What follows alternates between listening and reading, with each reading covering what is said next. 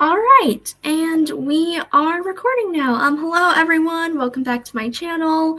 My name is Isabelle Knight. I am the middle grade fantasy author of the Enchantria series, and today I am super excited to be back here again with another special guest.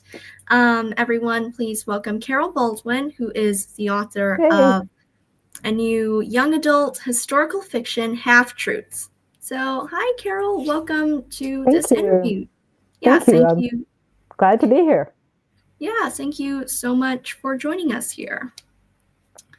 So, to start us off, could you tell us a bit about yourself, Half Truths, and where the idea for Half Truths came from? Well, that's a lot of questions, so you might have to prompt me as I go through this. I live in Charlotte, North Carolina, on the other side of the world from Isabel, and realized recently that we're just exactly 12 hours apart. So, as long as we stay on daylight savings time, I can always know what time it is for Isabel. And I moved This to is true. Charlotte about 40 years ago. I grew up in South Jersey. And the furthest south I had been was Washington, D.C. And then I married a man who lived down here. And so I migrated down to Charlotte, North Carolina. And I have one of your questions you asked me about if I always wanted to be a writer. So I'll answer that now. I grew up in a home where reading was really important. We didn't watch that much TV, listened to music a lot.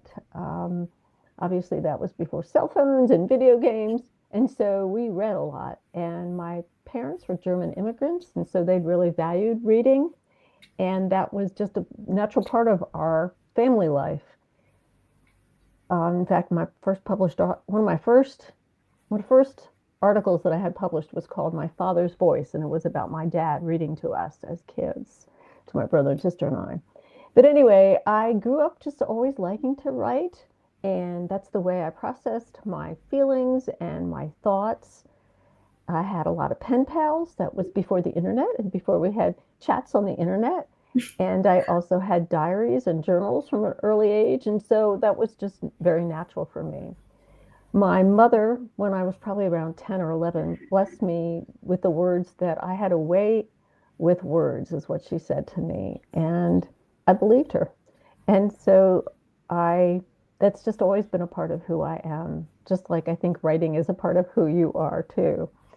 And I didn't, I mean, it's funny, I still have the files of stuff that I wrote when I was a kid, just because I kept them. Make sure you keep yours. I'm sure you do. Yes. And um, I just I didn't start though with stories. I wrote some bad poetry as a teen and then, angst-filled poetry kind of stuff. And then I started writing by writing articles about my own experiences. And that's what I first had published, like in college and after college. And gradually that, well, it took a long time before that changed. I just My first two books were nonfiction. One was called Friendship Counseling. I should have brought it and had it next to me. It's been translated into Chinese. And Oh, so I could put that right up in front of the screen for everybody to see. Anyway, it's called Friendship Counseling. It's now out of print, but my master's is in counseling.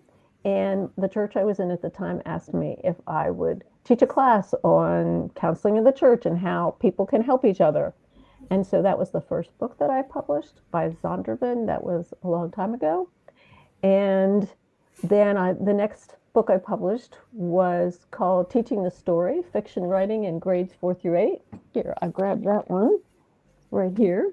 This is the second book that I published. And I oh, actually published that because by then I was here in Charlotte and I was stepmother to two girls and then starting to have more kids. And one of the ways that I got involved with my children was by teaching a class on short fiction in the classroom. They were in Christian schools, so it was pretty easy to go in and volunteer. And then gradually that morphed into lesson plans. And I found an educational publisher and published that. At the same yeah. time, I was writing articles just about things that interested me. I wrote about being a stepmother. I wrote about houses because I'd go into houses and they were interesting. I wrote about some antiques. I wrote about glass because I met glass makers and glass fascinated me. I actually wrote a book about that I was intending for kids. It was on the history and science and art of glass.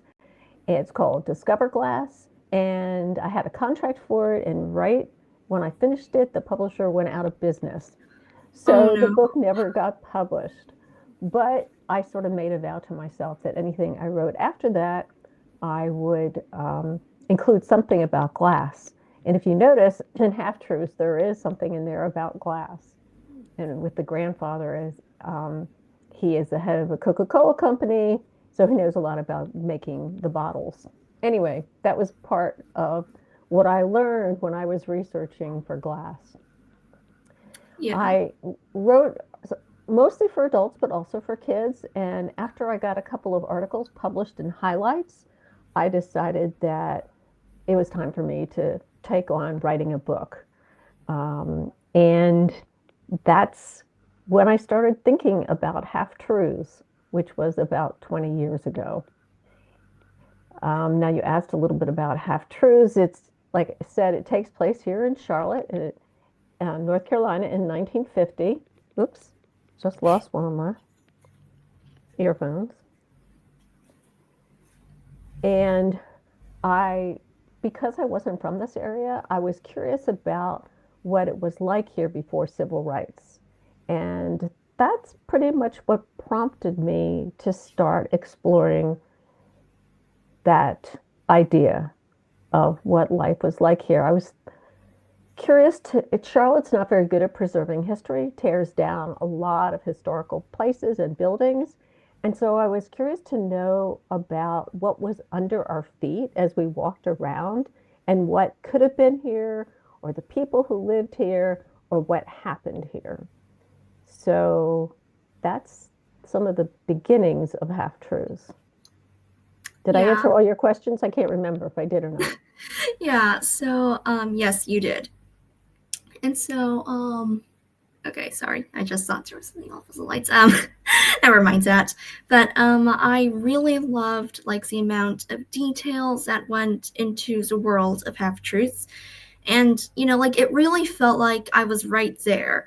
And I just, like I just loved how real it felt. And as someone who has attempted historical fiction in the past, attempted, that is, I never actually finished a first draft of that book. I hope to come back to it someday. I have always found that researching like specific details, like the very specific details about places and people, can be very hard. And so, how did you go about doing the research for the world of half truths? Yes, it's a lot of work. But before I answer that, I should tell the listeners a little bit about the book. I didn't do that in my last answer. So let me do that first. So yes, it Yeah, takes place in Charlotte in 1950. So it's basically the story of a white girl and a black girl who discover that they are second cousins. So that is a family secret that's been kept for close to 100 years. And the two of them discover it. And it's the ramifications of that and how that plays out, because obviously that was a time of segregation here. And that was a time that things like that would not have been talked about at all.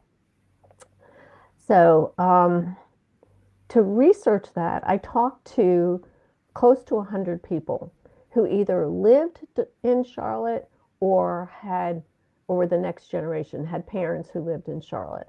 And so the everybody I talked to was happy to share their stories, which was really fun to listen to and actually made it difficult to know what to include and what not to include, because I heard so many stories and I went off the track so many times trying to include all these stories.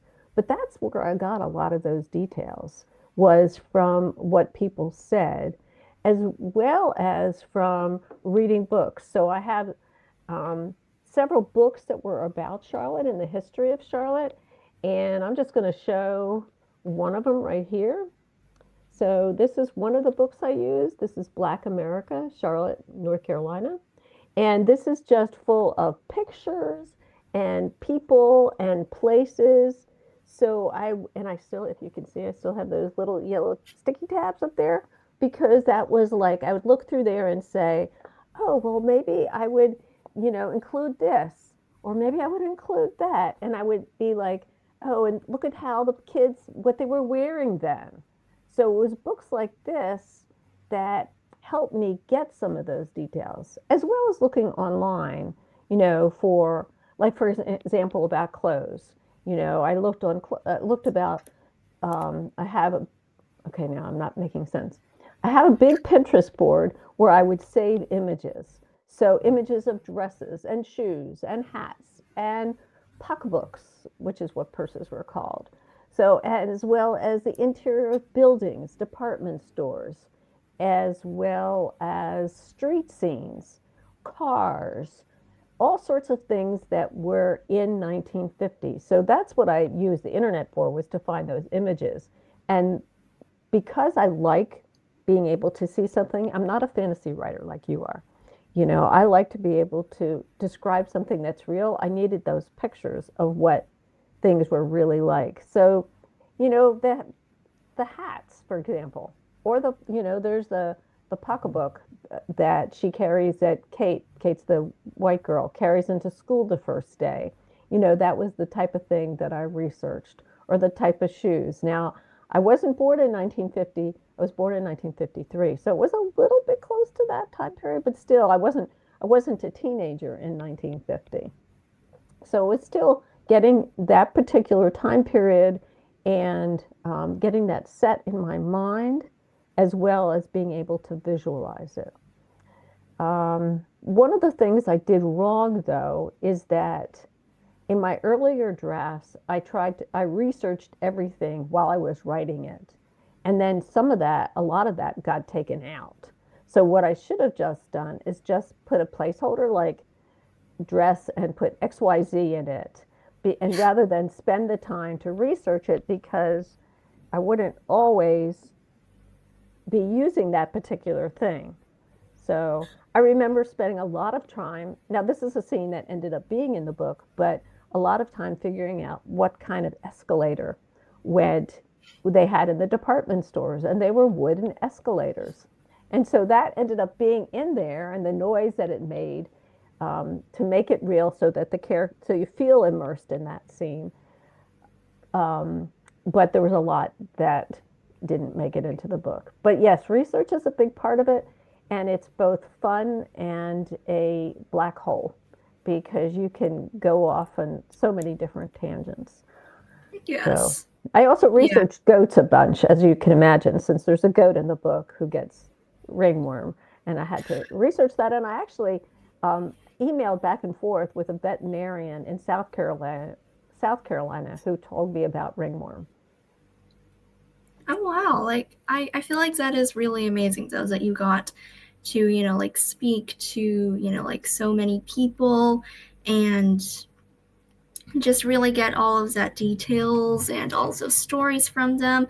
And honestly, I have to say that I always do very much admire all of the research that historical fiction writers do. Like, like it is a lot of research and, like all of those details that like, makes the world feel real that, like I tried writing historical fiction and I was never able to find the very specific details because apparently a lot of the very specific details I needed were not just things you could just Google up. Like you had to go like really dig deep into like the archives or whatever to just find those things. So yeah. I was in archives, you know, and so one of the things about half truths, I think, that makes it richer are some of the backstory that I just allude to. So, for example, Kate's grandfather, who works as the vice president in the Coca-Cola company, and so knowing a little bit about glass bottle productions and a little bit about glass, it doesn't show up exactly on the page, but it informs the story. So There, or another one is the court case that was going on in South Carolina that she overhears, and Kate and Lillian overhear a discussion about desegregation and integration in South Carolina. And that was a real case. And so I did dig deep to find out more details about that case. It was a very important case because it ended up getting a part of the Brown versus Board of Education Supreme Court decision, which said, yeah, these schools are not equal, and Yeah. that needs to change. But Yeah. the story behind that is I actually went to a lecture and heard. Um, so Reverend Delane is the one who led that desegregation effort in South Carolina, and I met both of his sons, and they were giving a lecture about that. So I got to meet a lot of interesting people. Yeah, that sounds absolutely amazing. And so, like, how long did the research for Half Truths take? And did you do all your research beforehand or while writing the story? A little bit of both. I did some research beforehand, like for instance, that going to that lecture, going to the main library at Charlotte and looking up old articles from the paper that were around that time period. So I did that in the beginning, but then I kept researching as I was writing, and the whole thing from beginning to end was about 18 years. So it was a long time, Oh, wow. longer than you were alive. Yes. Yeah. Yes. But I also didn't know how to write fiction. I knew nothing about plots or, yeah, basically I didn't know anything about plots. So that was a lot to learn. And I went to a lot of conferences and webinars just learning how to write fiction. Yeah, like when I first started out, I knew absolutely nothing about plot as well. Like I Mhm. had to research a lot about writing plot, but Right, like in the end, like now I do know stuff about plot, and I'm able to make a story, not just endlessly boring scenes. right. Well, Yeah. I think that uh, maybe you're a little bit like me in that you learn by doing. And so Yes. I had to actually plunge into it. Like I had books on craft, and I would do some of the exercises in craft on the craft. But I also really wanted to just start writing. Yes. So I made Yes. a lot of mistakes, you know. Yeah, like that is always part of the Right, process of, right, like learning to do anything. So, right, right, exactly. and yeah, and I also really loved Katie's, like character, her spirit, her determination, and she might be one of my favorite characters in historical fiction. And Yay! so, yeah, like I really love her. And so, how did her character come to you, and how did you go about developing her personality? I don't know if I know the answer to all those questions. In the very beginning, an author friend of mine suggested writing her autobiography. So that was one of the first things I did was just say, "Hello, my name is Kate Dinsmore," and just started. That was off the page. It was in a journal somewhere that I have, and I just wrote about her. Um, and wrote about what she was thinking, what she was feeling, what some of her struggles were. And, as an author, we use our imaginations. So that's what I did is I used my imagination. Now, after it was all finished, like people who were close to me have read it and said, "Oh, Kate is you." And so um, I wasn't purposely doing that. Um, but I think there's a lot of me in there. I'm pretty Yeah, much a persevering type person, and that's who Kate is too.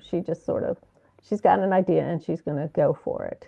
And I think that yeah, that's also me. And I did a lot of writing off the page, just like um, Kate is Carol, and just because I wrote it in the first person, so that made it more personal than I had anticipated that it would be. Yeah, So, like, and I love that you started out like writing a sort of autobiography, like writing it out in like that sort of form. And also, I definitely do agree with you on like, like your characters being very much like you, because like I feel like that happens a lot with writers. Like it has happened to me, and I have spoken to a lot of writers who have actually said the same thing. hmm. I yeah, like I know, I feel like there's like a part of me in almost like every single character I write. I Yes. don't know if that makes sense or not. Mm-hmm. Like, Oh, yeah, but yeah. definitely. Yeah. And we don't do it necessarily consciously. But who do Yes. we, it's going to come out of ourselves. And so it makes sense. Yeah. Yeah. And, like, was there a character in Half Truths that was hard to write? Well, I was concerned about writing Lillian's point of view because I'm not Black. And so that was one of the, what a big challenge for me was to make sure that she was authentic. And in fact, one of the men that I interviewed, who's no longer living, um, who I interviewed several times over the book, and in fact, the book is dedicated to him and one other person. Every time I talked to him, he said, "Carol, just make sure it's authentic." And so that was a concern of mine, that to make Lillian's voice authentic. So I did have several Black sensitivity readers read it to make sure that I was representing her accurately. Um, as well as, the Southern, I'm not from the South, so I've heard Southerners speak, and so some of the dialect is from that, but just the way they think was also different. So this is a book, another book that I read is called South Carolinians Speak, and it was published in around 1956, 1957, and it's the perspective of several pastors, and I'm not proud to say this, but several pastors who were, see, it's a moderate approach to race relations. So this is around the time when integration was beginning, and they are not pro integration. So that was reading that helped me to get into the perspective, like Pawpaw's perspective, Kate's um, maternal grandfather, who she grows up with. So that was difficult, to see the world as other people see it. Yeah. Yeah, like I do agree. It often is, but like, I I know, like I again, I don't know, like I feel like suddenly all the words are leaving me, but again, like I do really like admire all of the research that you did, and I definitely do agree on like having to learn a bit about how Southerners, how people from the South would like talk and think and all of that stuff, and like I'd actually never thought about it like you would need to like know a bit more about like how they would think and not just how they would talk. Yeah, that's what deep point of view is all about, is Yeah. getting, to, because out of the heart flows the issues of man. So, you have to know what the person is like in order to get Yes. their dialogue correct. Yeah. Yeah, like I definitely agree with that, and I Mhm. have definitely had to learn this over the course of writing my own work in progress. Well, and it's something where, I'm going to start a new book soon. Well, I'm working on it, and it's challenging every time you get into the head of another character. Yes, yes, yes, it is.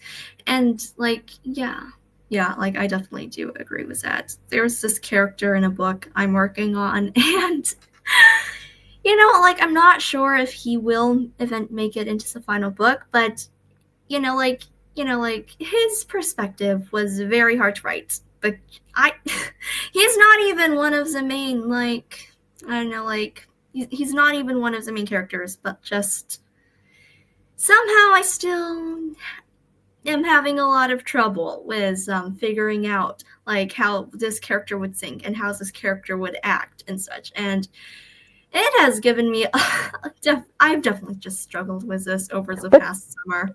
yeah, but that's okay. That's okay. And And the fact that you're thinking about these things, that's great. Because I mean, to me, actually, that's amazing that you at 13 are thinking about those things. I would have had no clue about any of that. And that is a very mature thought about the writing process, how hard it is to get into the head of somebody who is different than yourself. Yeah. Yeah, like I definitely agree. And I also think it's also been harder to write this character just because like he is not necessarily the villain. He is definitely not the villain. Like he has his own motivations and such, but at the same time what he is doing is rather terrible. Yeah, so that has definitely made this character a bit hard to write. But it'll But make him also more real and more yeah, multidimensional. He's not just yeah, all black or white or good or yeah, bad. He's got, and that's true for humans. yeah. I definitely agree with that. And, like in the book, Kate and Lillian discover a secret, like a family secret that has sort of been hidden in the past. And I'm not going to give away any spoilers, but I just wanted to know that like did you always know there was going to be this secret that they would discover when you first started writing the book? I did not. Actually, and I sort of hinted at it when I said what the book was about. So when I first began, it was just going to be a friendship between an unlikely friendship between a white girl and a black girl. And then I thought I can make this deeper. And Yeah. that's where the idea of them being related came up with. And so that opened up a lot. Yeah. Yeah, like that is, I think that is like one of the most intriguing parts about the story. And it also adds a lot to the theme of the book as well, I think. But that's a good question, Isabelle, because I don't remember thinking about that originally, you know? Um, that's a very good question. Yeah. And, so, like I also loved Kate and Lillian's friendship. And so, like, like how did you go about writing their relationship? And were there any parts of that were difficult to write? Yes. Yes. I mean, I knew that I had this broad idea that it would be difficult for them to be friends in the beginning, but that Yeah. eventually they would become friends, and then there would be a breakup, and then they would become friends again. So I knew that, but I didn't know any of the mechanics of that. And Yes. so the goat, whose name is Josie, becomes a point at which they bond, and that I can't, don't ask me how that got, I don't remember specifically that I knew that, or I think I created that on purpose so that they would have something that was it, that they would bond together on. Um, the hardest, one of the scenes that was so hard to write was when Lillian confronts Kate, probably about 2/3 of the way through the book, of what of their past, their ancestors, Yep. and figuring out how to write that and to be genuine with the emotions on both parts, that was really hard. I rewrote it a bunch, and Yeah. rearranged things in the scene.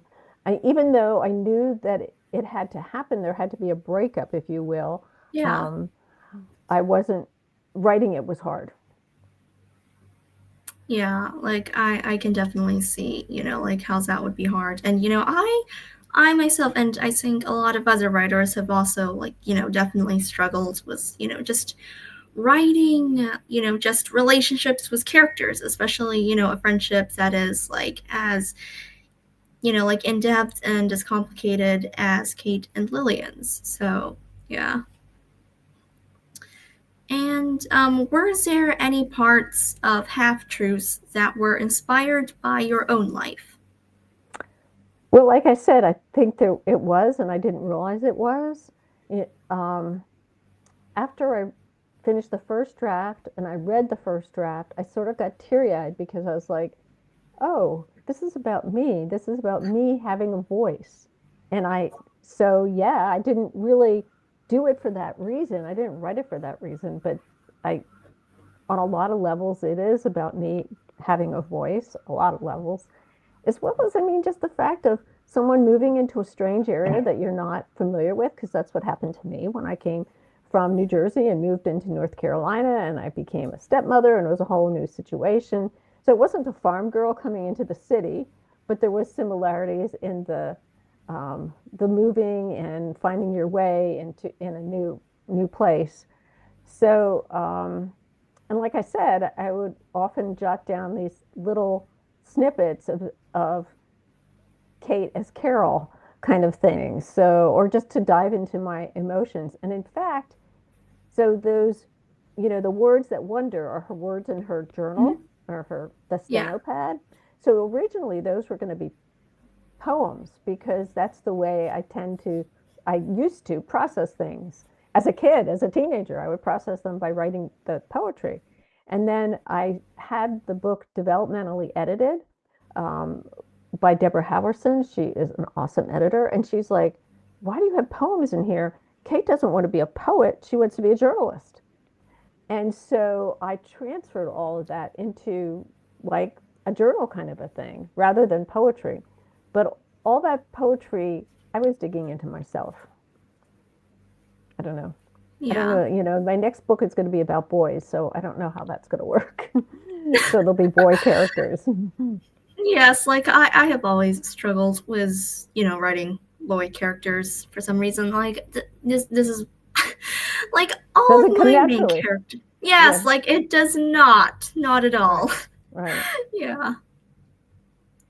But, like I really love that. And I also do agree with your editor on, that, like Kate would, probably be like writing things down in like a journal kind of way and not a poetry kind of way. But also, like, I really love that, like you also wrote, poetry as a way to just, express your emotions when you were a teen. Like, I do that all the time.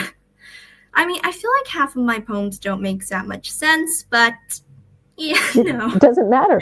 You're yeah, just getting it out. That's right. yeah, yeah. Like most of these poems will never see the light of day, and I honestly hope they don't. But you know what? That is really good training. That is training in expressing emotions on paper. Yeah, yeah. Like that is definitely like I think a very important, things that writers need to do all the time. Like express emotions, like on paper. So, can you tell us a bit about what your hopes are for this book and, also some of the awards you've won? So my hopes are that it's going to get in the hands of teens like yourself. It's so far more of my readers are adults my age who are really liking it. But I'm not on TikTok, so I don't have an audience through TikTok or anything like that. And my vision is to have it in schools, like as a extra curriculum read or like a summer read, or that, I mean, I'd love it to be a part of a curriculum, but I think that's a long range goal to get that to happen. And even getting it into schools is difficult these days. I don't know what it's like in Asia, but in the United States, there's a lot of book banning going on, and so that makes it a little bit more complicated, particularly because of the backstory of the book. Yeah. So, but that's my goal is to have kids read it and for it to open up discussions about um, family secrets and looking at your own half truths. You know, Yeah. we all do that, and then to be able to communicate that to others and admit our half truths and for there to be restoration and reconciliation. That's very biblical, and that's where that comes from. So that is my hope. In terms of awards, my first award was from Reader's Favorite, and I got a bronze award for coming of age category.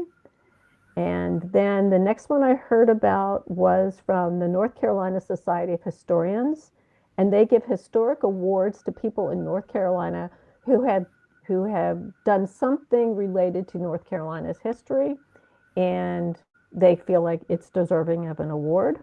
and I just received that on Saturday, and that was pretty cool to Yeah, have that. Thank congratulations. you. And the other one I will get in December, and that is from that it is the it'll be North Carolina's state young adult novel for 2025. So that'll be presented by the American Association of North Carolina. It's the North Carolina American Association of University Women. So that's pretty exciting. Yeah, congratulations. And, Thank you. yeah, that all sounds absolutely incredible. And, Thank you. I do agree with you. Like, I do hope that you are able to, like, spread word about this book and get this book into the hands of more teen readers, because I think this definitely is an important read for, a lot of kids, teens, and, also adults. Well, that's why this interview, I hope that your friends and other teens listen to this interview because, I really want to challenge them to think about the past as well as where have we come from in that 70 years and where do we still need to go? Yeah, definitely. And, as for, like getting books into schools in Asia, I feel like even with all of the book banning in the US, like I am aware that there is a lot of book banning going on in the US right now, and that is, absolutely terrible. But I think that it is still a bit easier because I feel like in Asia, like most of the people, even here in Thailand, like they don't speak English. Like in Thailand, they speak Thai. In Right. China, they speak Chinese. And so, you know, And it unless it's is a lot. translated. Right. Right. Yes, unless it's Yes. translated. And I Sure. fear getting a good translator. I cannot really afford that. And also, I'm not quite sure that, like, I don't know. I'm not quite sure how well the translated version would, find its audience and such. That's a good point. I hadn't even begun to think of any of that, but that's very true. Yeah. Yeah, But, like, primarily I'll probably have an American audience, I think. yeah. Yeah, me too. Like American audience or, like British or, just generally English speaking Hmm. because that is the language I write in and the one my books are published in. Yeah, but yes. And this is one of the last questions, and it is a question that I ask every single writer I meet. And it is, do you have a secret pen name that no one knows about? Nope, do not. Okay. That's easy to answer. Yeah. I don't know. For some reason, I wanted like some crazy question to ask writers, Sure, and sure, this is the one I came up with. Although I'm sure. pretty sure the answer is no most of the times.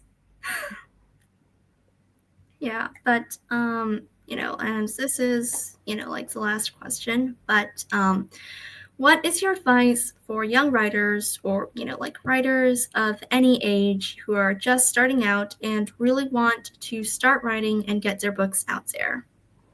So, whatever I teach, I say if you want to write, read. That is the number one is to read books in the genre that you're writing as well as books outside that genre. And read for the story because you're hopefully really engaged in the story, but also read critically and think how, like what you were saying to me about half truths, how did I make it immersive? Well, it was those details. So you want to look, sometimes you want to read a book twice. So you want to read it for the enjoyment of the story, but also then look at how the emotions that are coming up in you and how did that writer elicit those emotions and what did the writer do and look at the way that writer has used words on the page to to to influence your thinking and your emotions. So read critically and then write whenever you can and as much as you can and then realize that your first draft is just a first draft and that you'll be rewriting and rewriting many times and that the red pencil or the red font is your best friend. So get good critique partners who will critique your work honestly and say, no, that's not working. You need to dig deeper. And I'm really thankful that I had a great mentor, Joyce Hostetter. She writes middle grade historical fiction. And she worked with me over and over and over again on my drafts. So that's what I'd say. Yeah. Yeah, that is brilliant advice. And it definitely is always good to have critique partners because, like I feel like all of us writers like we always need like someone else to just look at our manuscript and also like give their different, like thoughts, perspectives, and opinions. And also, like a lot of my beta readers have caught a lot of problems that I never caught just because Right, I was way too deep into the story right. that like either I saw that like I was either really tired of working on it and I was just like, Mhm. okay, fine, this is perfect, this is fine, I don't want to work on this anymore. Or I've just been so immersed in the story that the only thing I see are its flaws and how much of a mess it is when in reality it might not be that bad.